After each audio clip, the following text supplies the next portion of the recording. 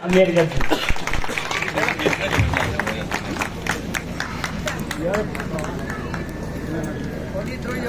वंदनीय तथागत सम्यक संबुद्ध विश्व रत्न बोधिसत्व डॉक्टर बाबा साहब अम्बेडकर और जिन जिन महापुरुषों ने, महानायिकाओं ने हमारे हक और अधिकार की लड़ाई लड़ी, उन सभी महापुरुषों को, महानायिकाओं को मैं त्रिवार वंदन करता हूं, नमन करता हूं।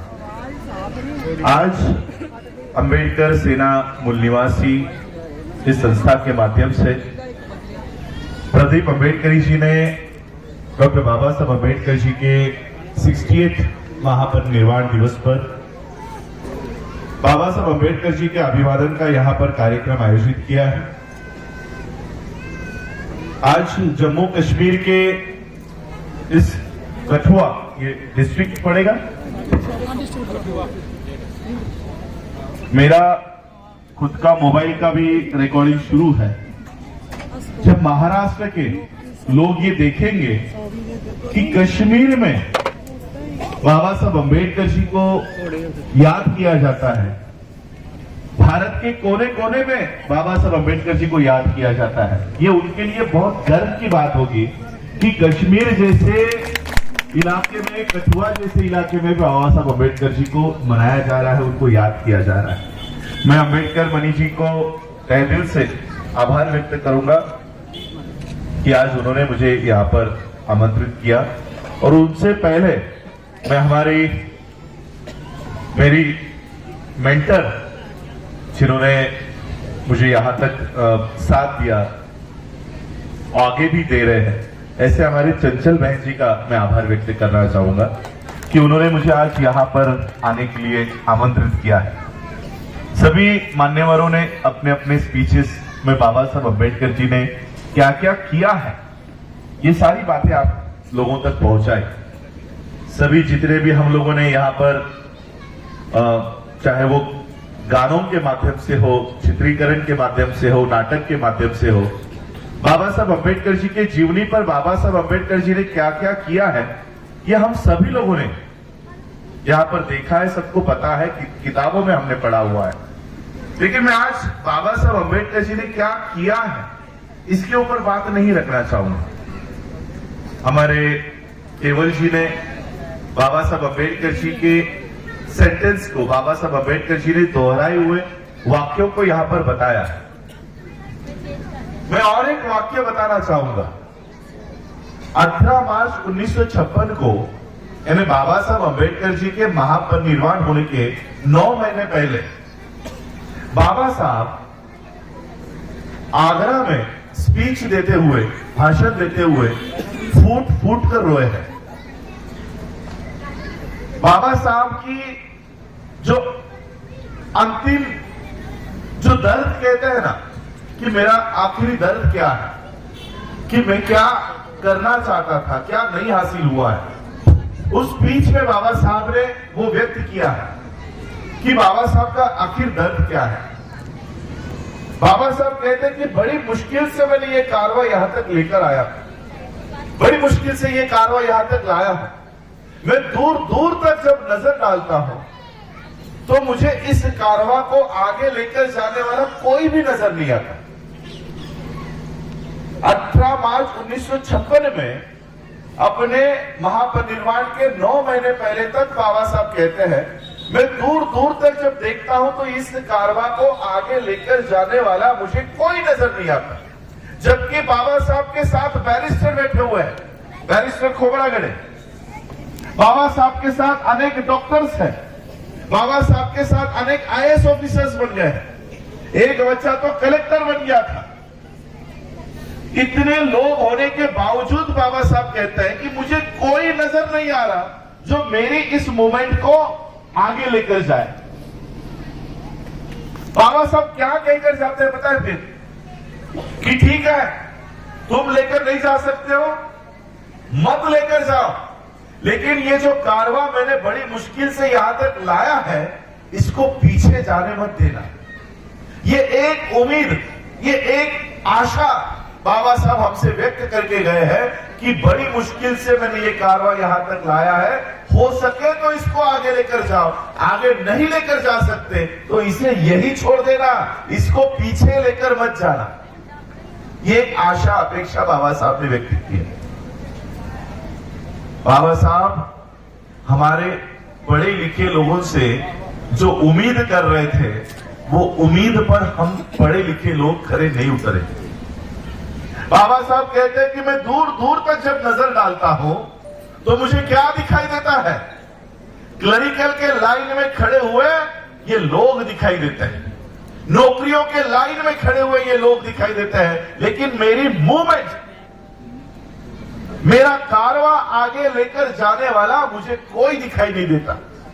मेरे वजह से तुम लोगों को पढ़ाई लिखाई करने का अधिकार मिला, मेरे वजह से तुम लोगों को शिक्षा का अधिकार मिला। अब मेरे दिए हुए शिक्षा का अधिकार प्राप्त करने के बाद तुम लोग नौकरियों के लाइन में लग गए, नौकरियां मांगने के लाइन में लग गए। अब मेरी मूवमेंट कौन चलाएगा? मैंने ये कारवां यहां तक लेकर आया, ये अब आगे लेकर कौन जाएगा? ये थी बाबा साहब की सबसे बड़ी समस्या, सबसे बड़ा दर्द बाबा साहब का ये था कि ये जैसे आज आपने ये पंडाल खड़ा किया है, ये पंडाल खड़ा करने के लिए आपने ये पिलर्स लगाए। बाबा साहब कहते कि मैंने ये इतना बड़ा तंबू खड़ा किया है, अगर ये पाइप गिर जाए तो तंबू गिरेगा क्या? गिरेगा? एक पाइप गिरने से पूरा तंबू गिरेगा? नहीं गिरेगा। बाकी के पिलर्स खड़े हैं ना, बाकी के क्या कहते हो आप इसको, खंबा, बाकी के खंबे खड़े हैं। बाबा साहब क्या कहते हैं पता है? मैंने इतना बड़ा तंबू खड़ा किया है, लेकिन उस पूरे तंबू का मैं अकेला खाम हूं, मैं अकेला खाम हूं। मुझे रात रात तक नींद नहीं आती ये सोचकर कल को ये खाम गिर गया तो क्या होगा। ये बाबा साहब का अंतिम दर्द, दुख था। 6 दिसंबर की सुबह 1956 के सुबह 2 बजे तक, यानी 5 दिसंबर की रात 2 बजे तक बाबा साहब लिख रहे थे, राइटिंग कर रहे थे। अब जिस व्यक्ति को अंदेशा हो गया है कि मैं अब कुछ देर का ही मेहमान हूं, तो वो व्यक्ति क्या करता है पता है? आम इंसान क्या करता है? वो अपनी विल बनाता है, जायदाद कहते हो ना आप लोग, जायदाद बनाता है कि मेरी ये बिल्डिंग है, मेरी ये बिल्डिंग मेरे ये बेटे के नाम पर, मेरी ये जमीन है, मेरी ये जमीन मेरी पत्नी के नाम पर, मेरी ये हाई स्कूल है, मेरी ये यूनिवर्सिटी है, मेरी ये कॉलेज है। वो एक आम इंसान अपने सारी कमाई किए हुए जायदाद का वो विस्तार वितरण करता है कि ये बच्चे को, ये बीवी को, ये पोते को, ये इसको, ये उसको। बाबा साहब क्या कर रहे थे पता है? लिख रहे थे, लेकिन अपनी जायदाद नहीं, अपनी विल नहीं। 2 हफ्ते पहले, 7 हफ्ते पहले मैंने बौद्ध धर्म की दीक्षा ली है। मेरे पीछे पीछे मेरे 5 लाख लोगों ने बौद्ध धर्म की दीक्षा ली है। ये बौद्ध होने के बाद मेरे लोगों को क्या करना है, मेरे लोगों को कैसे आचरण करना है, मेरे लोग बौद्ध होने के बाद उनको कैसा जीवन जीना है, कैसे विचार रखने हैं, इसके लिए आप लोगों को जानकारी प्राप्त हो। इसलिए बुद्ध और उनका धम्म, द बुद्धा एंड हिज धम्म, ये किताब पूरी कर रहे थे कि मेरे जाने के बाद मेरा समाज बुद्ध की मार्ग पर सही सही से चले। इसलिए बाबा साहब वो किताब लिख रहे थे।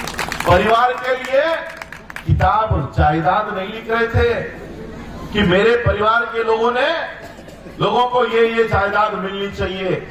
इसलिए मैं हमेशा कहता हूं, आज आप लोग मुझे यहाँ पर देखने के लिए, सुनने के लिए आए हो कि बाबा साहब का वंश आया है, बाबा साहब के परिवार से कोई आया है। मैं आपको कहना चाहता हूं, ये जो मैं यहाँ पर खड़ा हूं, ये बाबा साहब का परिवार नहीं है। ये जो मेरे सामने बैठा है, ये बाबा साहब का असली परिवार है। क्योंकि अंतिम सांस तक बाबा साहब अपने परिवार के बारे में नहीं सोच रहे थे, अपने समाज के बारे में सोच रहे थे कि मेरा समाज मेरे पश्चात कैसा रहना चाहिए। उसी समाज के पढ़े लिखे लोगों को, आज मैं यहां पर बैठा हुआ था, सभी लोग फोटो खींचने के आ रहे थे और अपना अपना इंट्रोडक्शन दे रहे थे। मैं कैप्टन हूं, मैं मेजर हूं, मैं डॉक्टर हूं, मैं लॉयर हूं। बाबा साहब, मैं भी डॉक्टरेट हूं, मैं कॉलेज में पढ़ाया करता था, उस हिसाब से प्रोफेसर हूं। लेकिन बाबा साहब हमें एक नाम देकर गए। जो लोग बाबा साहब के मिशन को आगे बढ़ाने में कोई योगदान नहीं दे रहे, उन लोगों को बाबा साहब एक नाम देकर गए। हम कहते हैं ना, डॉक्टर हो, लॉयर हो, प्रोफेसर हो, आईएएस हो, आईपीएस हो, इंजीनियर हो। बाबा साहब कहकर गए धोखेबाज है, धोखेबाज है। मेरे वजह से पढ़ाई लिखाई करने का अधिकार मिला, मेरे वजह से डिग्री मिली, मेरे वजह से नौकरी मिली। अब मेरी मूवमेंट, मेरा कारवा आगे बढ़ाने का वक्त आया है, तो ये शादी करके अपने घर में बैठ गया है। इन पढ़े लिखे लोगों ने मुझे धोखा दिया, ये बाबा साहब कहकर गए। केवल जी, ये भी एक लाइन है बाबा साहब की कि मुझे मेरे पढ़े लिखे लोगों ने धोखा दिया है। और इसलिए आज बाबा साहब को उनके महापरिनिर्वाण दिवस पर हम याद तो कर रहे हैं, उनके किए हुए काम का भी याद कर रहे हैं, लेकिन वो काम हम कब तक बचा पाए हैं, कहां तक लेकर आए? बहिष्कृत हितकारिणी सभा के माध्यम से बाबा साहब अंबेडकर जी ने बहिष्कृत भारत का निर्माण किया था। बहिष्कृत भारत क्या है? उस समय का बाबा साहब का खुद का मीडिया, मुक नायक नाम का पेपर बाबा साहब अंबेडकर निकालते थे। और वो पेपर अगर कठुआ जैसे गांव में आ जाए तो एक आदमी पत्थर के ऊपर खड़ा होकर पूरा गांव उसको सुनने के लिए इकट्ठा होता था। आज से 100 साल पहले बाबा साहब का खुद का मीडिया था, खुद का मीडिया। गांव गांव में बाबा साहब के विचार उस पेपर के माध्यम से पहुंच पाते थे, गांव गांव तक। आज से 100 साल पहले अगर बाबा साहब अपना खुद का मीडिया तैयार कर सकते थे, तो आज हम क्यों नहीं कर पाते? मुझे बताओ कि आज हमारे पास खुद का मीडिया है? आज टीवी ऑन करो, देश में 2 ही लोग रहते हैं, तीसरा आदमी ही नहीं रहता देश में। कोई भी चैनल लगाओ, जी न्यूज लगाओ, आज तक लगाओ, एबीपी लगाओ, रिपब्लिक लगाओ, मोदी। अगर मोदी नहीं तो गांधी। तीसरा आदमी ही नहीं है इनके पास, तीसरा आदमी नहीं। ना कभी बहन जी को बताएंगे, ना कभी हमारे कोई बहुजन नेता के बारे में कि उनकी कहां मीटिंग हुई, कहां सभा हुई, उन्होंने क्या बोला। इनके सामने कुर्सी पर लोग भी बैठे नहीं रहते, लेकिन फिर भी 24 घंटे वो चैनल दिखाते हैं, क्योंकि उनके पास उनका खुद का मीडिया है। ऐसा नहीं कि हमारे पास मीडिया नहीं हो सकता, हमारे पास मीडिया है, बन सकता है, हमारे पास विजन नहीं है। बाबा साहब के पास पैसे नहीं थे, लेकिन बाबा साहब के पास विजन था, दूरदृष्टि थी। हमारे पास पैसे है, विजन नहीं है। वो विजन हमको देना होगा। आज संविधान के बारे में मुझे इंटरव्यू में पूछ रहे थे कि संविधान खतरे में है, ऐसा आपको वाकई में लगता है क्या? या संविधान धोखे में है, ऐसा आपको लगता है? मैं संविधान के एक एक आर्टिकल आपको गिनकर दिखाऊंगा, आप भी मुझे बताओ कि संविधान सही में खतरे में है या नहीं। आर्टिकल 21C में बाबा साहब लिखते हैं कि इस देश में शिक्षा की जिम्मेदारी, एजुकेशन की जिम्मेदारी केवल और केवल स्टेट्स की होंगी। एजुकेशन कोई और नहीं देगा, सिर्फ स्टेट देगा। जैसे आज हम लोग जम्मू और कश्मीर में है, तो यहां पर जितने भी स्कूलें बनेंगी वो केवल आपकी जम्मू एंड कश्मीर गवर्नमेंट बनाएंगी, और किसी को भी स्कूल बनाने का अधिकार नहीं होगा। क्या आपके पास जम्मू कश्मीर स्टेट गवर्नमेंट के अलावा स्कूलें है? इसका मतलब आर्टिकल 21C का उल्लंघन हुआ।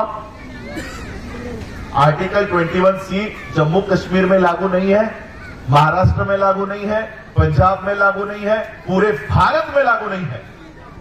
क्योंकि अभी अडानी के स्कूल आ गए, अंबानी के स्कूल आ गए, कैम्ब्रिज, लिटेरा नीतू अंबानी, जबकि संविधान ने कहा है कि शिक्षा केवल और केवल सरकार की जिम्मेदारी है, अडानी अंबानी की नहीं। अब हो क्या रहा है पता है? हमारे बच्चे जिन स्कूलों में पढ़ रहे हैं वहां से शिक्षा का स्तर इतना नीचे गिरा दिया है कि हमारे बच्चे, देखो शिक्षा का स्तर अलग अलग है। कैम्ब्रिज में अलग पढ़ाई होती है और आपके स्कूलों के बच्चे जहां पढ़ते हैं वहां की पढ़ाई अलग है, लेकिन दोनों की एग्जाम एक है। दोनों को पढ़ाए अलग अलग जा रहा है।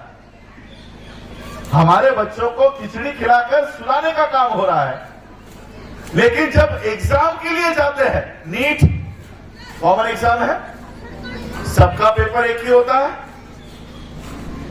आपकी सीईटी जितने भी कोर्सेस है, चाहे आप लॉ के लिए जाओ, चाहे आप एमबीबीएस के लिए जाओ, चाहे आप मैनेजमेंट के लिए जाओ, चाहे आप इंजीनियरिंग के लिए जाओ, आपको एंट्रेंस टेस्ट देनी पड़ेगी, तब कैम्ब्रिज का पेपर और आपका पेपर सेम होगा।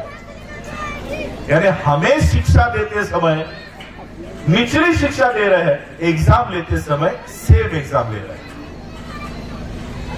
इस देश का प्रधानमंत्री क्या कह रहा है कि इस देश को वन नेशन और वन इलेक्शन की जरूरत है। वन नेशन और वन इलेक्शन।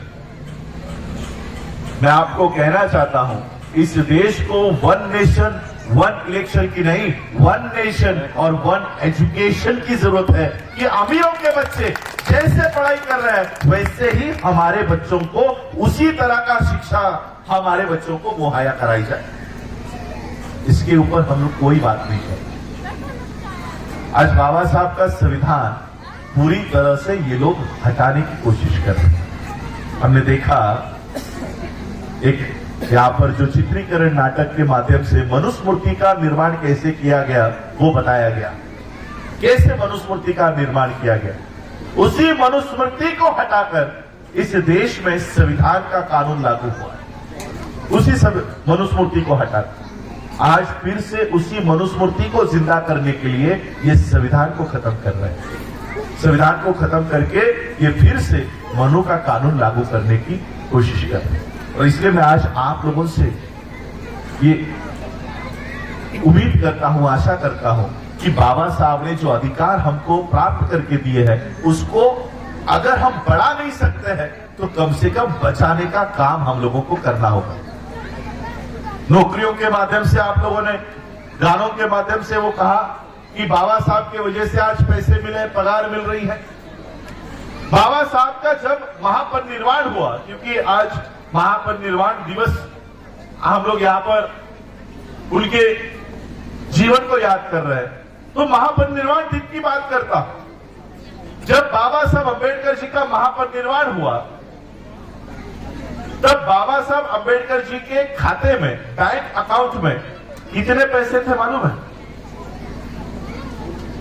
बाबा साहब अंबेडकर 6 दिसंबर 1956 तक आने तक 4 खातों के मंत्री रह चुके थे। मंत्री, लॉ मिनिस्टर रह चुके थे। कई खातों के बाबा साहब मंत्री थे। आज कोई अगर एमएलए भी बनता है तो वो आने वाले 7 पीढ़ियों के 7 पुश्तों के लिए पैसे इकट्ठा कर लेता है, जमीनें ले लेता है, प्रदेश में ब्लैक मनी वहां पर रखता है। एक एमएलए करोड़ों रुपए की संपत्ति वो अपने एक टर्म में बना लेता है। बाबा साहब अंबेडकर 4 खातों के मंत्री थे, 4 डिपार्टमेंट के मंत्री थे, तो सोचो बाबा साहब की प्रॉपर्टी कितनी होनी चाहिए। लेकिन जब बाबा साहब अंबेडकर जी का महापरिनिर्वाण हुआ तब बाबा साहब अंबेडकर जी के बैंक अकाउंट में 15,000 रुपए 234 रुपए थे। 15,234 रुपए और 27 पैसे बाबा साहब का वो बैंक बैलेंस का जो स्टेटमेंट है, ग्रीनलेस नाम की मुंबई में बैंक हुआ करती थी, अब वो बैंक भारत में नहीं है, वो मैंने यूके में देखी, वो आज भी यूके में है। इस बैंक में बाबा साहब के 15,000 रुपए 234 रुपए और 27 पैसे थे। अब सवाल आता है कि बाबा साहब 4 खातों के मंत्री थे और बाबा साहब के खाते में बस इतने ही रुपए, तो बाबा साहब की कमाई गई कहां पर? बाबा साहब ने क्या जीवन में इतने ही रुपए कमाए? तो बाबा साहब की प्रॉपर्टी कहां गई? बाबा साहब की संपत्ति क्या है? आज मैं आप लोगों को बाबा साहब अम्बेडकर जी की असली संपत्ति, असली प्रॉपर्टी आप लोगों को जाहिर करता हूं।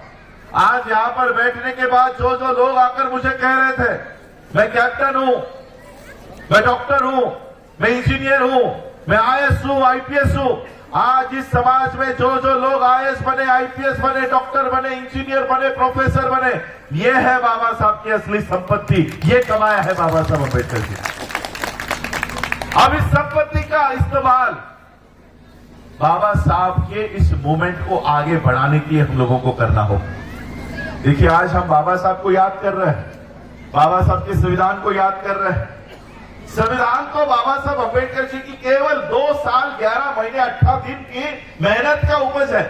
इससे कई गुना ज्यादा बाबा साहब ने मेहनत करके अनेकों किताबें लिखी है।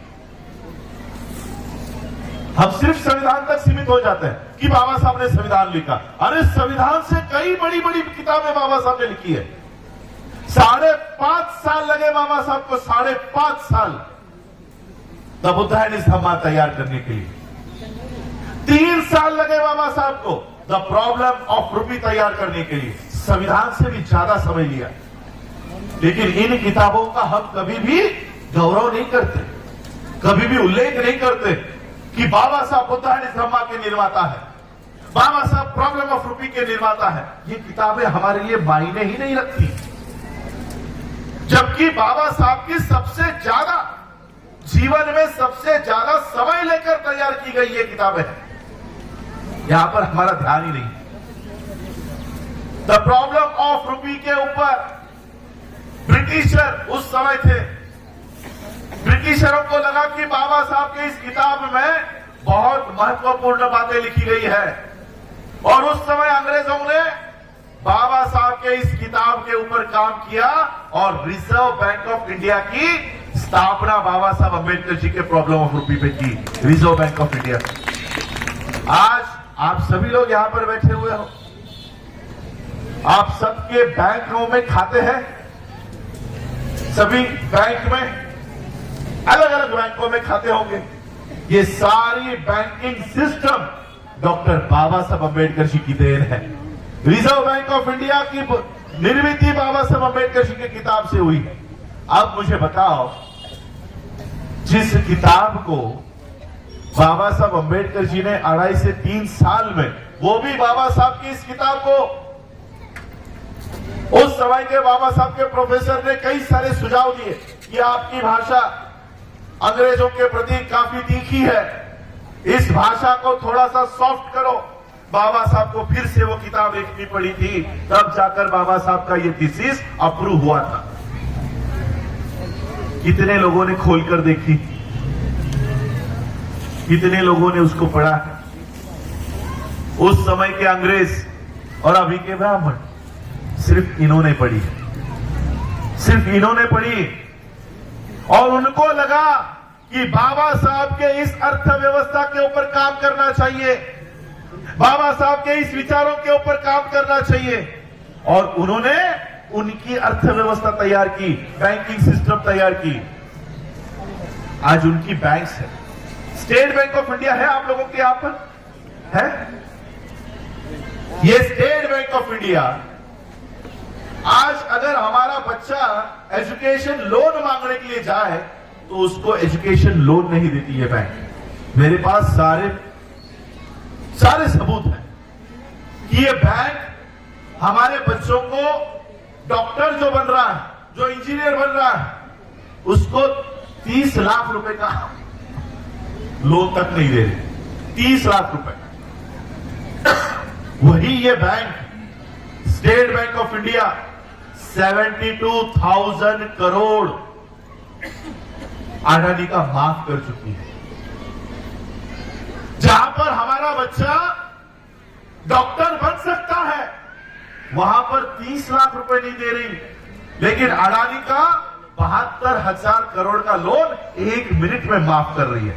सोचो, माफ करने वाली रकम इतनी है, देने वाली रकम कितनी होगी? कितने हजार करोड़ एसबीआई ने अडानी को दिए हैं, ये इसने सुप्रीम कोर्ट को भी नहीं बताया। सुप्रीम कोर्ट ने पूछा कितने पैसे दिए, उन्होंने आज तक जवाब नहीं दिया। पैसे हमारे वहां पर पड़े, हमारे पैसे उठाकर वो अडानी को दिए जा रहे हैं। आज जैसे आप लोगों ने कठुआ में ये मंच बनाया, ये पंडाल बनाया और मुझे यहां पर अपने विचार रखने के लिए बुलाया, क्या ऐसा ही कोई मंच आपने अपने पैसा रखने के लिए बनाया है? जैसे ये मंच मुझे अपनी बात रखने के लिए आपने बनाकर दिया, अपना कमाई किया हुआ पैसा रखने के लिए कोई मंच बनाया है। पैसा कहां रखा जाता है? बटुए में नहीं, बैंकों में।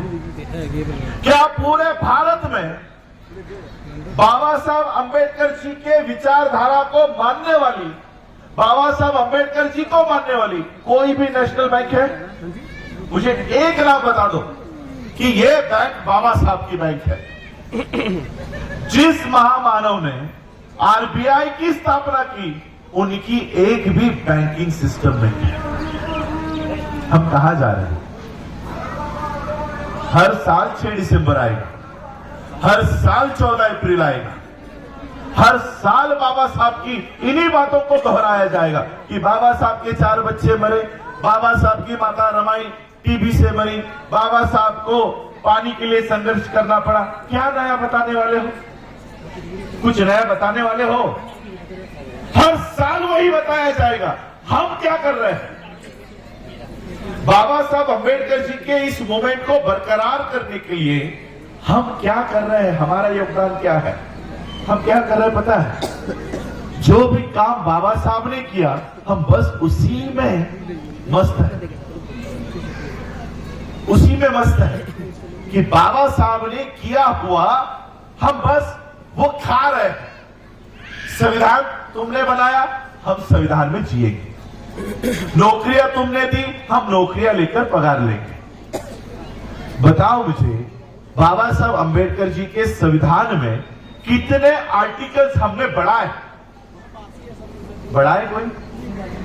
कि ये हमारे हक और अधिकार के लिए ये एक आर्टिकल हमने आंदोलन करके, हमने त्याग करके, हमने बलिदान करके कोई एक नया आर्टिकल बढ़ाया नहीं, बल्कि आर्टिकल कम हो गए।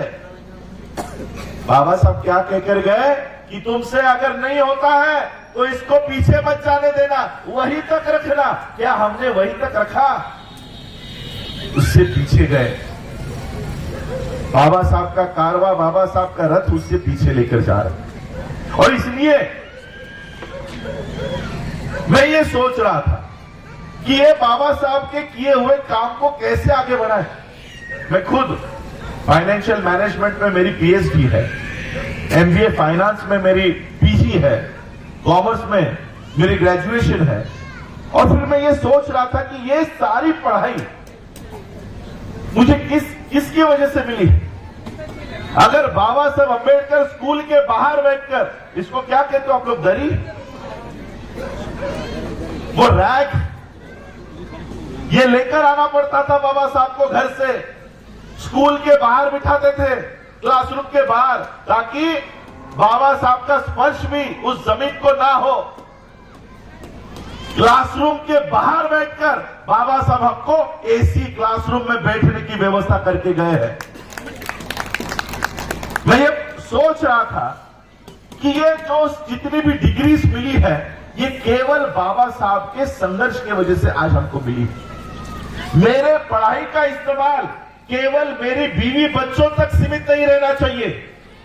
मेरे पढ़ाई का इस्तेमाल, मेरे पढ़ाई के ऊपर सबसे पहला अधिकार मेरे मां का, मेरे पिता का, बीवी का, बच्चे का नहीं, मेरे समाज का पहला है। और इसलिए मेरे पढ़ाई का इस्तेमाल मेरे समाज के लिए होना चाहिए। इसलिए फिर हमने वो काम शुरू किया और आज नेशनल लेवल पर हमने डॉक्टर भीमराव रामजी अंबेडकर नाम से मल्टी स्टेट बैंक का तैयार किया, ताकि आने वाले समय में हम हमारा पैसा, ये SBI, HDFC, central bank of India, ये जितने भी नेशनलाइज्ड ब्राह्मणिकल बैंक है, इसमें हमारा पैसा ना जाए। हम हमारा पैसा हमारे बैंकों में रखें और हमारे पैसों से हम हमारी अर्थव्यवस्था खड़ी करें। आज हो क्या रहा है?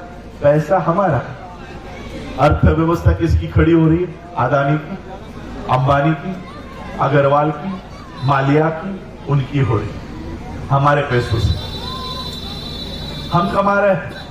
सुबह 10 बजे की नौकरी करने के लिए 8 बजे घर छोड़ना पड़ता है, 5 बजे 6 बजे छूटते हैं, 7 बजे घर आते हैं। मुंबई की लाइफस्टाइल तो ऐसी है कि सुबह घर के बाहर निकले तो शाम को घर पे वापस लौटेंगे कि या नहीं लौटेंगे पता नहीं। हमारे पुलिस वालों की नौकरी उसी तरह से है, मिलिट्री वालों की नौकरी उसी तरह से है। हम दिन भर, महीने भर ये पैसे कमाते हैं, इसके लिए ताकि अडानी ब्रिज बांध सके, ताकि अडानी रेलवे बांध सके, ताकि अडानी रेल रोड बना सके, ताकि अडानी एयरपोर्ट खरीद सके। हम हमारा पैसा उन बैंकों में रख रहे हैं और ये बैंक उठाकर अडानी अंबानी को दिया। हम किसके लिए काम कर रहे हैं? अडानी, ताकि उसको पैसे मिले। और इसलिए इन पैसों का इस्तेमाल इन ब्राह्मणिकल सिस्टम के लोगों को ना हो। इस देश में कोई हिंदू मुसलमान का झगड़ा नहीं है। इस देश में कोई सिख मुसलमान का झगड़ा नहीं है। बाबा साहब अंबेडकर जी ने और एक लाइन में केवल जी आपके लिए देना चाहता हूं। बाबा साहब ने और एक लाइन कही, history of India is nothing but battle between Buddhism and Brahmanism. भारत का इतिहास दूसरा तीसरा कुछ नहीं है, केवल और केवल बौद्ध धर्म और ब्राह्मणी धर्म, इन दोनों के बीच की लड़ाई है। इन दोनों के बीच की लड़ाई है। अब ब्राह्मण धर्म को डर लगने लग गया कि अगर ये बौद्धों को पता चल गया, भारत के लोगों को पता चल गया, तो वो हमें इस देश से उखाड़ फेंकेंगे। इसलिए उन्होंने अब बुर्खे और चोले पहनना शुरू किया। अलग अलग धर्मों का सहारा लेकर ये काम कर रहे हैं और इसलिए हम लोगों को जागरूक होना चाहिए। आज एजुकेशन लेवल देखो, पंजाब के लोग, आप लोग यहाँ पर ज्यादा बैठे हो, पंजाब से कनेक्ट करते हो। मेरी हिंदी समझ रही है ना आप लोगों को? आ रही। कश्मीर की मुझे पता नहीं लैंग्वेज क्या होती है, हिंदी है। एक 2 साल पहले या 3 साल पहले डॉक्टर कंपोज की आत्महत्या हुई थी, आपको पता है? प्रोटेस्ट किया था हमने। वो भी अब नाम धीरे धीरे लोगों के जहन से भूलता जाएगा। रोहित वेमुला नाम याद आ रहा? ये बच्चे हमारे समाज के आने वाले डॉक्टर्स थे, आने वाले इस देश के अच्छे नागरिक हो सकते थे, इस देश की जड़न घड़न में बहुत अच्छा इनपुट दे सकते थे।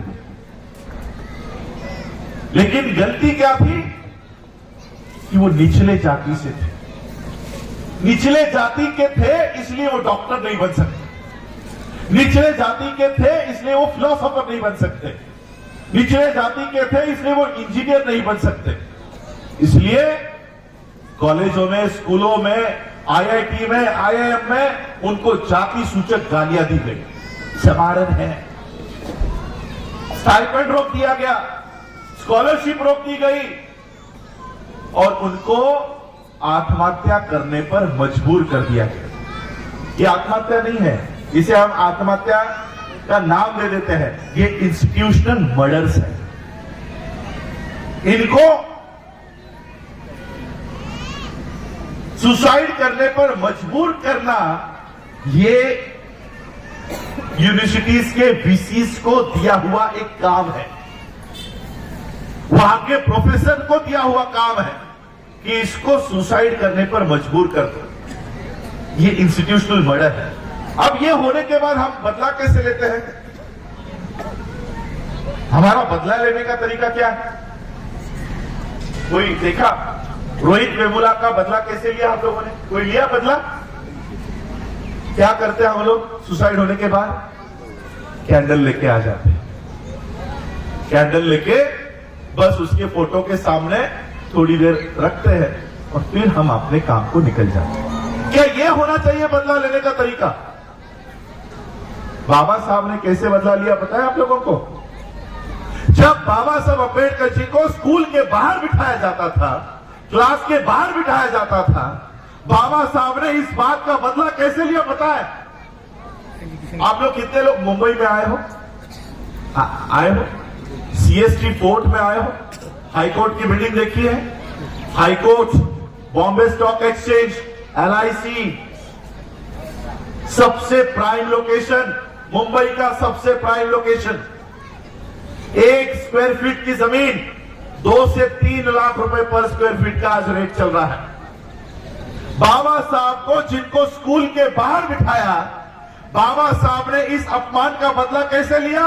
उस मुंबई में 4 माले की, 4 फ्लोर की 4 बिल्डिंगें खरीदी और वहां पर स्कूल और कॉलेज बनाया और ऐसे लिया बाबा साहब ने बदला। बाबा साहब कैंडल मार्च लेकर नहीं निकले। तुम मुझे स्कूल में आने नहीं देते, मैं अपने बच्चों के लिए अपनी स्वतंत्र स्कूल और कॉलेज बनाऊंगा। मुंबई के सबसे महंगे इलाके में आज भी वो इमारतें वैसी की वैसी खड़ी है। ये होता है बदला लेने का तरीका। हम कैसे बदला ले रहे हैं? रोहित वेमुला फांसी ले लेता है, डॉक्टर पंपोज फांसी ले लेती है, हमारा एक मकवाना नाम का बच्चा मुंबई में उसने फांसी ले ली, हम लोग कैंडल लेके पहुंच जाते हैं। ये बदला लेने का तरीका बदल दो। अगर हमारे बच्चों को MBBS करने के लिए उनको गालियां सहन करनी पड़ती हो तो अपने खुद के MBBS कॉलेज खड़े करो, ताकि हमारे बच्चे किसी भी ब्राह्मणिकरण सिस्टम के स्कूल में ना जाए, कॉलेज में ना जाए, हमारे खुद के MBBS कॉलेज में पढ़कर वो डॉक्टर बने। इंजीनियरिंग कॉलेजेस खोलो, हर स्टेट में होने चाहिए। ऐसा नहीं कि हमारे पास साधन नहीं है। साधन किनके पास नहीं थे? बाबा साहब के पास नहीं थे। तो अभी आओ मुंबई में 4 बिल्डिंगें आपको घुमाता हूं। साधन नहीं थे तब मुंबई में बिल्डिंगें खड़ी है। अब हमारे पास साधन है। क्या कश्मीर में हमारी खुद की यूनिवर्सिटी नहीं बन सकती? जमीन है हमारे पास, खरीदने की कैपेसिटी है, पैसे है हमारे पास। 12 महीने, एक साल में 12 महीने होते हैं। ये आने वाले जनवरी से एक साल में सिर्फ 11 महीने रखो। 1 महीने का पूरा पगार, पूरी की पूरी सैलरी केवल बाबा साहब के मिशन के लिए बहा दो और अपनी स्कूल और कॉलेज यहीं पर खड़ी कर दो। देखो किसी के सामने झोला फंसाने की आप लोगों को नौबत नहीं आएगी। खुद की समस्या है तो समाधान भी खुद को देना हो। हम क्या करते हैं? समस्या हमारी है, समाधान मोदी के सामने ढूंढते हैं कि मोदी सॉल्व करेगा। अरे वही तो समाधान समस्या क्रिएट कर रहा है। तुम्हारा आर्टिकल 21C किसने हटाया? इसी ने हटाया। तुम्हारा आर्टिकल 340 कौन हटा रहा है? यही हटा रहा है। जो समस्या क्रिएट करता है वो समाधान कभी नहीं देगा। और इसलिए हम लोगों को अपनी खुद की, बाबा साहब ने कहा है, self help is the greatest help of Mankind. मैं आपको संविधान की भी बात बताना चाहता हूं। बाबा साहब भी हमें संविधान के भरोसे छोड़ के नहीं गए। बाबा साहब का एक किस्सा है। भीमा कोरेगांव, अभी 1 जनवरी को बहुत लोग वहां पर जाएंगे। इस भीमा कोरेगांव की लड़ाई बाबा साहब ने जीती। कैसे जीती? बाबा साहब के पिताजी मिलिट्री में थे, सूबेदार थे, मेजर थे। महार बटालियन नाम की वो बटालियन हुआ करती थी अंग्रेजों के समय। उस समय के पेशवाओं ने कंडीशन रखी कि ये जो महार है अनटचेबल्स है, लेकिन जब हम लोग युद्ध पर जाते हैं और हम लोग कोई घायल होते हैं तो ये हमको उठाकर अस्पताल में लेकर जाते हैं, हमको उठाते हैं हमको छूते हैं, इनकी भर्ती बंद करवाओ। अब अंग्रेज तो कोई हमारे सगे नहीं थे, अंग्रेजों ने कहा ठीक है, तो अंग्रेजों ने महार बटालियन बंद करवा दी। अब बाबा साहब के पिताजी सूबेदार थे, मेजर थे, उनकी भी नौकरी चली, तो उन्होंने कई सारे करस्पॉन्डेंस, पत्र व्यवहार सरकार से, उस समय का सरकार अंग्रेजों से किए कि हमने आपके लिए लड़ाई लड़ी, हमने आपके लिए इतना काम किया, अब आप हमारी बटालियन क्यों बंद कर रहे हो, इसे खुलवाओ। ये लड़ाई उनके पिताजी ने लड़ी, लेकिन उनको वो न्याय नहीं मिला।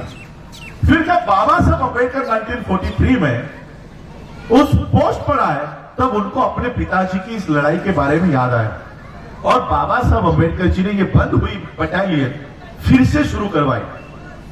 अब बहन जी को मैं एक इंफॉर्मेशन देना चाहूंगा, बहुत लोगों ने बाबा साहब के ऊपर, पंजाब के लोगों ने ये बोला होगा कि बाबा साहब ने महार बटालियन बनवाई, चमार बटालियन क्यों नहीं बनवाई।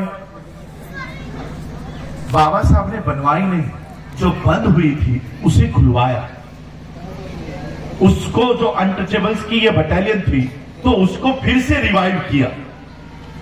बाबा साहब ने खुद से नहीं बनाई, और इसलिए बाबा साहब अम्बेडकर जी ने जब ये बटालियन फिर से शुरू करवाई, तो उस समय के मिलिट्री ऑफिसर्स ने बाबा साहब का सत्कार, कहते हैं ना मराठी हिंदी सत्कार समझ में आएगा, बाबा साहब का सत्कार किया।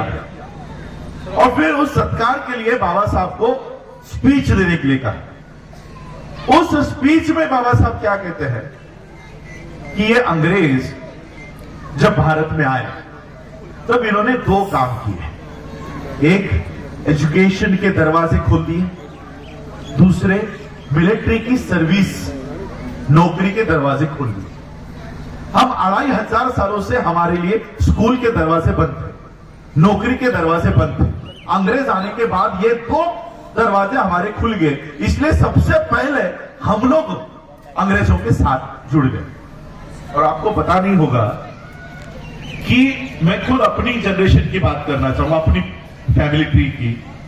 मेरे पास जो डेटा रिकॉर्ड अवेलेबल है, उसमें से हमारी 4 से 5 पीढ़ियां ये मिलिट्री में थी। बाबा साहब की पहली नौकरी भी मिलिट्री की है, बड़ौदा सरकार की, एज एन अकाउंट ऑफिसर। अगर मैं गलत हूं तो मुझे रेक्टिफाई कर देना। बाबा साहब की पहली नौकरी मिलिट्री की थी। बाबा साहब के पिताजी सूबेदार मेजर थे, मिलिट्री में थे। बाबा साहब के दादाजी हवलदार थे। बाबा साहब के परदादा ये भी मिलिट्री में थे, और बाबा साहब के परदादा के भी पिताजी ये भी मिलिट्री में थे। इनकी रिकॉर्ड, इनकी फैमिली ट्री मेरे पास है। ये 5 जनरेशन का इंफॉर्मेशन मेरे पास है जो मिलिट्री में थे। अब संविधान में कितने जनरेशन आए? संविधान लागू कब हुआ? 1950 में। 50 से लेकर अभी 24 तक 75 इयर्स हुए, तो इसमें कितनी जनरेशंस बैठ सकती है? एक, दूसरी तो एंटर कर रही है एक। बाबा साहब और उनकी फैमिली ट्री में 5 जनरेशन मिलिट्री में थी। मिलिट्री में थी, इसका मतलब एजुकेशन भी ले रही थी, नौकरी भी ले रही थी। तो बाबा साहब ने सवाल किया कि हम 5 जनरेशन से नौकरी ले रहे हैं, एजुकेशन ले रहे हैं, तो इस एजुकेशन का इस्तेमाल, इस शिक्षा का इस्तेमाल, इस पगार का इस्तेमाल, इन पैसों का इस्तेमाल हमने अपनी खुद की व्यवस्था खड़ी करने के लिए क्यों नहीं किया? अंग्रेज हमारी बटालियन बंद करवाने तक हम चुप क्यों बैठे रहे? पढ़ाई मिल रही थी ना, तो उस पढ़ाई का इस्तेमाल खुद की व्यवस्था खड़ी करने के लिए क्यों नहीं किया? पैसों का इस्तेमाल, पगार का इस्तेमाल, सैलरी का इस्तेमाल हमने अपनी खुद की सिस्टम्स खड़ी करने के लिए क्यों नहीं किया? ये सादा सिंपल सवाल बाबा साहब का उन मिलिट्री के लोगों के लिए था, और यही सवाल आज भी बाबा साहब का हमारे लिए है। संविधान की वजह से नौकरियां मिली, संविधान की वजह से डॉक्टर बन रहे हो, आईएएस बन रहे हो, आईपीएस बन रहे हो, एजुकेशन ले रहे हो, तो इस एजुकेशन का इस्तेमाल, इस सैलरी का इस्तेमाल खुद की व्यवस्था खड़ी करने के लिए क्यों नहीं कर रहे हो? ये सवाल हमारे लिए भी है, ये हमारे लिए सवाल है। जो एजुकेशन हमें मिल रहा है आज 2024 में, इस एजुकेशन का इस्तेमाल हम हमारे समाज की सिस्टम्स, हम हमारे समाज की व्यवस्था खड़ी करने के लिए क्यों नहीं कर रहे? हम हमारे पगार का, हमारे सैलरी का इस्तेमाल हमारी इंडस्ट्रीज, हमारी बैंक्स, हमारे ये सारे सिस्टम्स खड़ी करने के लिए क्यों नहीं कर रहे? ये सवाल हमारे लिए भी है। और इसलिए हमें अपनी व्यवस्था खुद करनी होगी।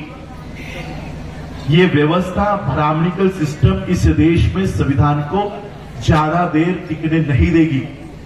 और ऐसा नहीं कि ये व्यवस्था, ये 2014 से मोदी आया है तभी ये हो रहा है, उससे पहले भी यही हो रहा था।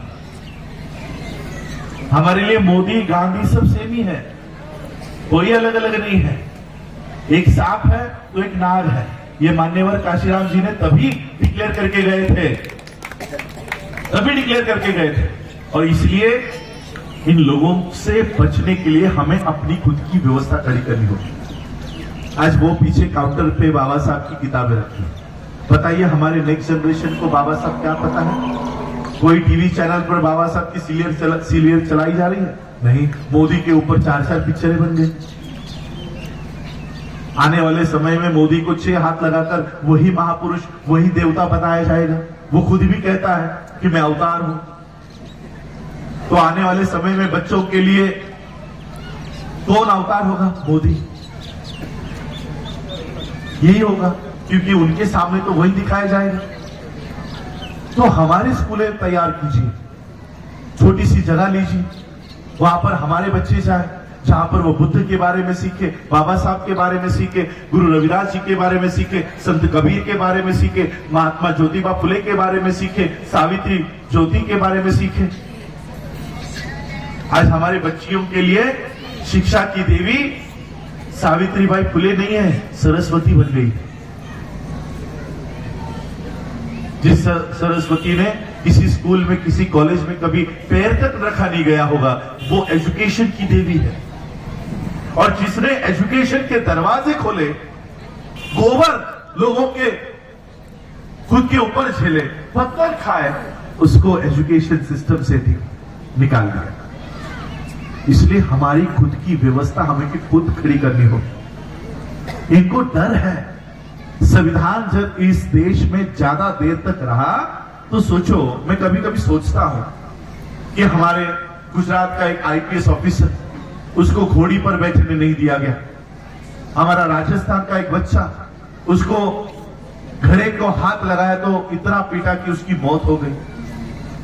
सोचो, संविधान इस देश में लागू है तब यह हाल है। ये सब कब की घटना है? मैं 100 साल पुरानी घटना की बात नहीं कर रहा हूं, 2 साल या 4 साल पहले की घटनाओं के बारे में बात कर रहा हूं। उत्तर प्रदेश में एक युवा ने मूंछें रख ली तो उसकी हत्या हो गई, मूंछ रखने पर। यह सब कब हो रहा है? जब संविधान इस देश में लागू है तब। सोचो, जब संविधान हट जाएगा तब क्या होगा? जब संविधान इस देश में लागू है तब वो हमारे ऊपर इतना अत्याचार कर रहा है। जब इस देश का संविधान हट जाएगा तब कहां जाओगे, क्या करोगे? और इसलिए आज ही हमें इकट्ठा होकर अपनी खुद की व्यवस्थाएं तैयार करनी है। हमें एक ऐसा देश तैयार करना है, हमें एक ऐसी व्यवस्था तैयार करनी है कि इस देश में चाहे नरेंद्र मोदी प्रधानमंत्री बने, चाहे राहुल गांधी प्रधानमंत्री बने, हमें किसी के भी चौखट पर जाने की नौबत ना आए। ऐसी व्यवस्था हमको खुद की करनी पड़ेगी। तब जाकर बाबा साहब का प्रबुद्ध भारत का सपना तैयार होगा। कोई भी प्रधानमंत्री बने, हमें तुम्हारे चौखट पर आने की कोई जरूरत नहीं है। चाहे वो एजुकेशन के लिए हो, नौकरियों के लिए हो, सैलरी के लिए हो, किसी भी चीज के लिए हो, हमको अपनी व्यवस्था खुद करनी होगी। ये हम लोगों को इस देश के संविधान के माध्यम से जब तक ये अधिकार मिले हैं तब तक कर लेना चाहिए। जब संवैधानिक अधिकार हटा दिए जाएंगे, देखो परसों में जयपुर में था, मेरी इंस्टा पर, फेसबुक पर मैंने वो प्रेस की, हिंदुस्तान टाइम्स की, इंडियन एक्सप्रेस की, द प्रिंट की खबरें भी डाल दी। क्या खबर डाली कि अगर मस्जिद के नीचे तुम लोग मंदिर ढूंढने का काम करोगे तो हम भी मंदिरों का इन्वेस्टिगेशन करेंगे। पहला इन्वेस्टिगेशन होगा तिरुपति बालाजी का, दूसरा इन्वेस्टिगेशन होगा सोमनाथ मंदिर गुजरात का। ये हमने प्रेस कॉन्फ्रेंस ली, पिटीशन तैयार की। अब कल खबर यह आई है कि सुप्रीम कोर्ट ने कहा अब किसी भी मंदिर का इन्वेस्टिगेशन नहीं करेंगे, किसी भी मस्जिद का इन्वेस्टिगेशन नहीं करेंगे, क्योंकि उनको डर लगने लग गया कि अगर हमने मस्जिद खोल दिए तो ये कल को हमारे मंदिर खोलेंगे। आज अगर हमने इनका एक मस्जिद खोला, हमारे 100 मंदिर ये लोग लेके जाएंगे। इसलिए सुप्रीम कोर्ट ने आज ऑर्डर दे दिया कि इन्वेस्टिगेशन ही नहीं कर रहे, कोई भी इन्वेस्टिगेशन नहीं होगा, मस्जिद का भी नहीं, मंदिर का भी नहीं। तो जैसे ही हम अपने अधिकार मांगने के लिए खड़े होंगे, ये कानून बंद करेंगे। तो जैसे ही हम अपनी यूनिवर्सिटीज तैयार करने की बातें करेंगे, ये कानून बंद कर देंगे। जैसे ही हम अपनी बैंक्स, अपनी नौकरियां, अपने इंडस्ट्रीज खोलने की शुरुआत करेंगे, ये संविधान को बंद कर देंगे। इसलिए जब तक संविधान है तब तक हमें ये काम कर लेना चाहिए, जब तक हमें अधिकार है तब तक। और इसलिए ये काम हम लोगों को करना है। मुझे 3 घंटा और ट्रेवल करना है और मुझे एयरपोर्ट पहुंचना है। मैं जाते जाते इतना ही कहना चाहूंगा कि ये संविधान से इतनी नफरत क्यों करते हैं, क्यों हटाना चाहते हैं? और ये मैं नहीं कह रहा हूं, काल्पनिक नहीं है। आनंद हेगड़े नाम सुना है, याद आ रहा? वो ऑफिशियली ये कहकर वोट मांग रहा था कि हमें 400 पार जाना है। क्यों? क्योंकि 400 पार जाने के बाद ही हम भारत का संविधान हटा सकते हैं ऑफिशियली। कोई मैं मनगढ़ंत कहानी नहीं बता रहा हूं। संविधान हटाने के लिए ही इलेक्शंस लड़नी है, ये उनके मिनिस्टर्स कह रहे थे। क्यों हटाना है? ऐसा क्या है संविधान में? मैं जाते जाते बाबा साहब का और एक प्रश्न कहकर अपनी बातों को विराम दूंगा। 25 नवंबर 1949 को बाबा साहब अंबेडकर जी का संविधान सभा का आखिरी सेशन चला, बाबा साहब का स्पीच हुआ और 26 नवंबर 1949 को वो सारी फॉर्मेलिटीज हुई और वो संविधान हैंडओवर किया गया। बाबा साहब ने वो संविधान तैयार करके भारत को सौंप दिया। ये सौंपने के बाद बाबा साहब अपने दिल्ली के अलीपुर रोड के बंगले पर चले। कुछ मेरे लिए सुझाव है? बाबा साहब अपने घर पर गए, निश्चिंत होकर वो अपने आराम कुर्सी पर बाबा साहब बैठ गए। बैठने के बाद बाबा साहब ने अपनी आंखें बंद कर ली और पता नहीं कुछ सोच में डूब गए। तो सोचते सोचते बाबा साहब के आंखों से आंसू बहने लगे। बगल में नानक चंद रत्तू खड़े थे। रत्तू ने देखा कि बाबा साहब रो रहे हैं। अब रत्तू जी की ये हिम्मत नहीं हो रही थी कि बाबा साहब को उठाऊं और पूछूं कि बाबा साहब आप क्यों रो रहे हो। तो रत्तू जी ने एक आइडिया किया कि बाबा साहब के पैरों के पास बैठे और पैर दबाते दबाते बाबा साहब को सवाल किया, बाबा साहब आप क्यों रो रहे हो? अभी आप भारत को एक अच्छी व्यवस्था देकर आए हो, एक अच्छा संविधान देकर आए हो, फिर किस बात का दुख है आपको, किस बात का गम है आपको, क्यों रो रहे हो? बाबा साहब ने अपनी आंखें खोली और बाबा साहब ने रत्तू को कहा कि रत्तू, मुझे आज मेरे बेटे की याद आ गई। मेरा बेटा राजरत्न, जो मेरा नाम है, मेरे पिता ने बाबा साहब के इस बेटे के याद पर मेरा नाम रखा राजरत्न, कि बाबा साहब का सबसे चहीता बच्चा था। 2.5 साल की उम्र में इसे डबल निमोनिया हुआ था।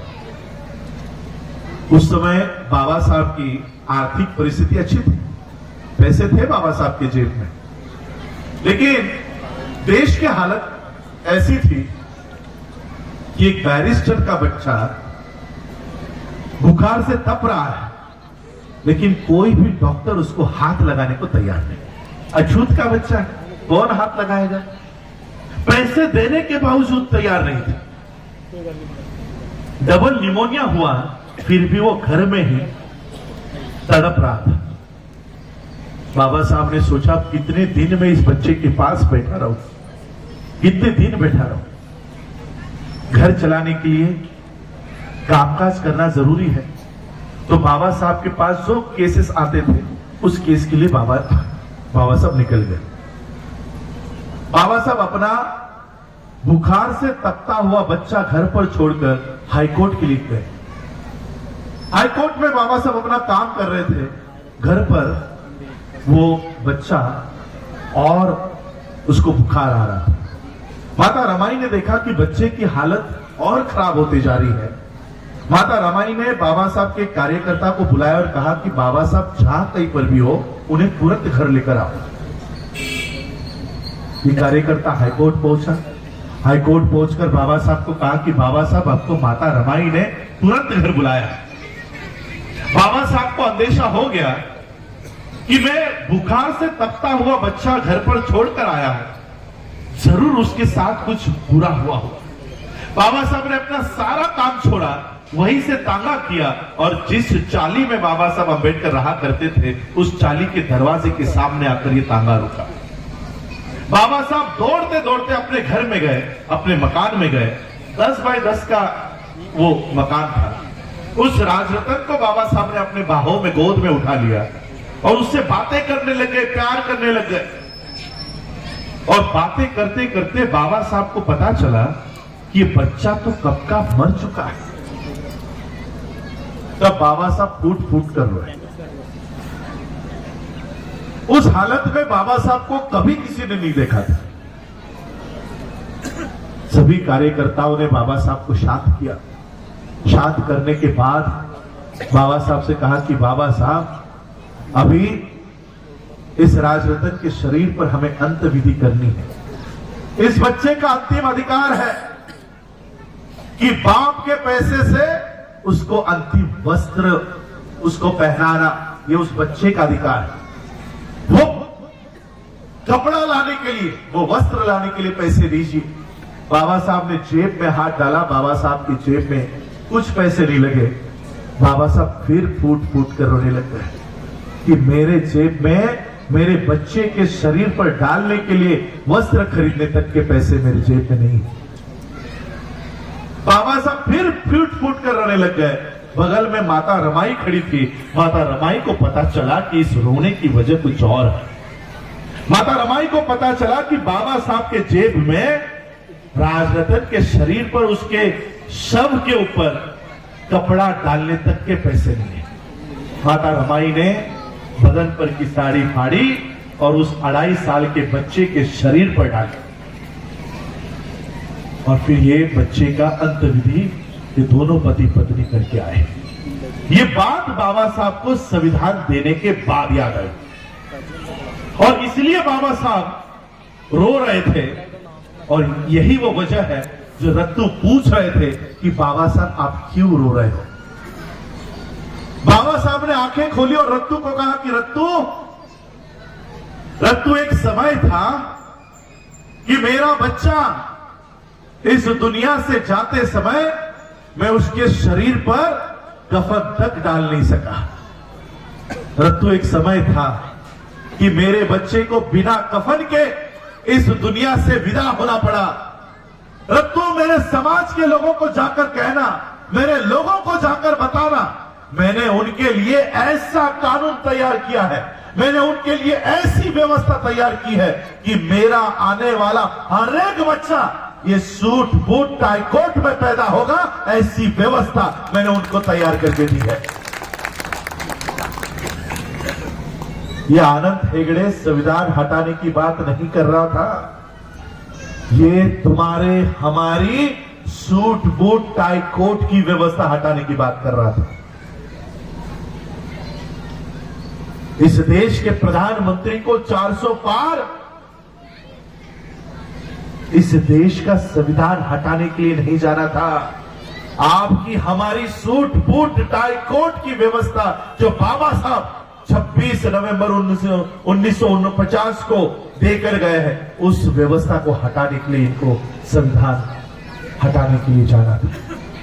और इसलिए मैं आज आप लोगों को कहना चाहूंगा, इस संविधान को केवल पूजने की जरूरत नहीं है, इसके ऊपर अमल करने की जरूरत है। इस देश के संविधान में सिर्फ 2 आर्टिकल नहीं है, एजुकेशन और नौकरी, एजुकेशन और नौकरी, बस। इसके अलावा हमारे लिए संविधान क्या मायने रखता है, बताइए मुझे। क्या इन 2 अधिकारों के अलावा हम और कोई अधिकार संविधान से ले रहे हैं? यही संविधान तुम्हें बैंक बनाने का अधिकार देता है, यही संविधान तुमको यूनिवर्सिटी बनाने का अधिकार देता है, यही संविधान तुमको इंडस्ट्रीज खड़ी करने का अधिकार देता है, यही संविधान तुम्हें ये सारे अधिकार बहाल कर रहा है। ये अधिकार कब इस्तेमाल में करोगे? हम क्या इस्तेमाल कर रहे हैं? स्कॉलरशिप, नौकरी, स्कॉलरशिप, सैलरी, बस। इसके अलावा संविधान से हमें कोई लेना देना नहीं है। पूरे संविधान का इस्तेमाल ये ब्राह्मणिकल सिस्टम ने कब का कर लिया है, कब का कर लिया है? वो हम लोग हैं जिन्होंने आज तक संविधान का पूरा इस्तेमाल नहीं किया है। आने वाले समय में हम अपनी खुद की एजुकेशन सिस्टम खड़ी करेंगे, आने वाले समय में हम खुद की इकोनॉमिकल सिस्टम खड़ी करेंगे, और उसके बाद आने वाले समय में इस देश की पॉलिटिकल सिस्टम्स पे हम हावी होंगे। ये बाबा साहब का प्लान है, जो बाबा साहब ने संविधान में लिखा हुआ है। ये प्लान बाबा साहब संविधान में लिख कर गए हैं। पहला पन्ना निकाल कर पढ़िए, बाबा साहब सिर्फ 4 बातों का जिक्र करते हैं: justice, equality, fraternity, liberty and fraternity. Justice सबसे पहले पायदान पर है। कौन सा justice? Social, economical and political. हम क्या कर रहे हैं? सिर्फ पॉलिटिक्स। बाबा साहब ने क्रम बताया है, पहले सोशल जस्टिस प्राप्त करो। सोशल जस्टिस कब प्राप्त होगा? बाबा साहब ने एनिलिशन ऑफ कास्ट में सोशल जस्टिस प्राप्त करने की बात कही है। कैसे प्राप्त होगा? सोशल जस्टिस प्राप्त करना है तो सबसे पहले कास्ट खत्म करनी होगी, जात खत्म करनी होगी, और जात तब तक खत्म नहीं होगी जब तक तुम्हारे धर्म ग्रंथ उसको बढ़ावा देते हैं। ये बात आज अगर मैं भारत में कहूं तो मेरे ऊपर एफआईआर हो सकती है। बाबा साहब उस समय कहकर गए हैं, और इसलिए आज हमको वो ताकत मिलती है। क्या कहते हैं बाबा साहब? जो धर्म ग्रंथ जाति को बढ़ावा देते हैं, ऐसे धर्म ग्रंथों को डायनामाइट से उड़ा देना चाहिए। ये बात बाबा साहब ने उस समय कही, और इसलिए ऐसा धर्म चुनो जहां पर जात ना हो।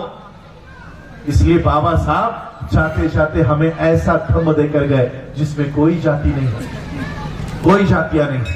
ये पहला सोशल जस्टिस हमको हासिल करना होगा, फिर इकोनॉमिकल जस्टिस हासिल करना होगा, उसके बाद आपके पीछे पीछे आपको पॉलिटिकल जस्टिस मिलेगा, आपके पीछे आएगी। आज हमारे पास अपनी सोशल जस्टिस नहीं है, इकोनॉमिकल जस्टिस नहीं है, और इसलिए हमारी खुद की कोई पॉलिटिकल प्रेजेंस भारत में नहीं है। तो इसी को प्राप्त करना है, सोशल जस्टिस को प्राप्त करो, इकोनॉमिकल जस्टिस को प्राप्त करो, पॉलिटिकल जस्टिस वैसे ही मिल जाएगी। बस मैं आज बाबा साहब अम्बेडकर जी के महापरिनिर्वाण दिवस पर बाबा साहब की इन्हीं बातों को आप लोगों को उजागर करके देना चाहता हूं कि इन बातों पर हम काम करें, अपनी खुद की सिस्टम्स तैयार करें, खुद की। देखो, मान्यवर काशीराम जी ने एक नारा दिया, वोट हमारा राज तुम्हारा नहीं चलेगा, है ना? तो ये नारा सिर्फ राजनीति तक ही क्यों? ये नारा सिर्फ वोटों तक ही क्यों? सिर्फ हमारे वोट चुराए नहीं जा रहे, हमारे बच्चे चुराए जा रहे हैं, इनके दिमाग चुराए जा रहे हैं। टीवी खोलते ही बाल गणेश, छोटा भीम, छोटा कृष्ण, बच्चा हमारा, पैदा हमने किया, कपड़ा हम दे रहे, खाना हम दे रहे, दिमाग में क्या भर रहा है? Brahmanical system. हमारे बच्चे उनकी ह्यूमन रिसोर्स हमारी चुराई जा रही है, हमारे पैसे चुराए जा रहे हैं, पैसा हम कमा रहे हैं, बैंक उनकी।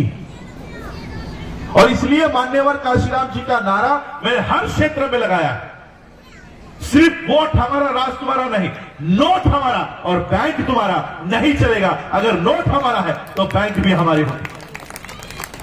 स्कूल हमारे है, पढ़ा क्या रहे हैं, पढ़ाते क्या है?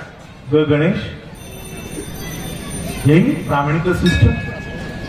स्कूल हमारा, और क्या कहते हो आप लोग, सिलेबस उनके हाथ में। वो स्कूल नहीं बनाते, कौन स्कूल बनाने का खर्चा करेगा?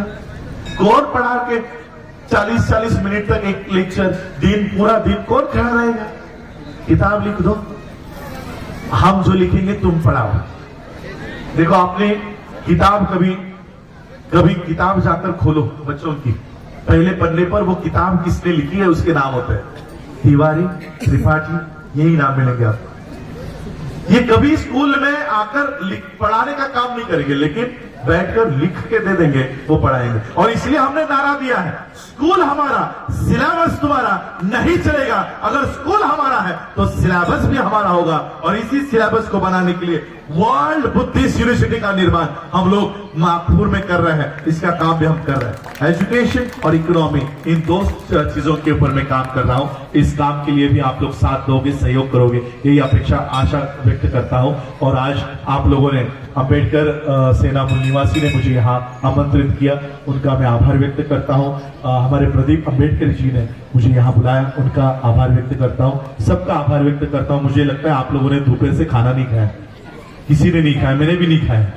मेरे ख्याल से 11 बजे का प्रोग्राम था, 5:15 बजे खत्म हो रहा है, किसी ने खाना नहीं खाया और सभी लोग ऐसे के ऐसे ही खड़े। मैं आप लोगों का तहे दिल से शुक्रिया अदा करता हूं कि अपने समय निकालकर मुझे सुना। बहुत बहुत आभार। जय भीम, नमो बुद्धाय, जय भारत। जोरदार ताड़ियां। ये है बाबा साहब अंबेडकर दे पड़पोते राय रतन अंबेडकर जी, और जिन्होंने अपनी बेहतरीन गलबात समझाया, दसिया कि जिन्होंने एक्सपीरियंस समझ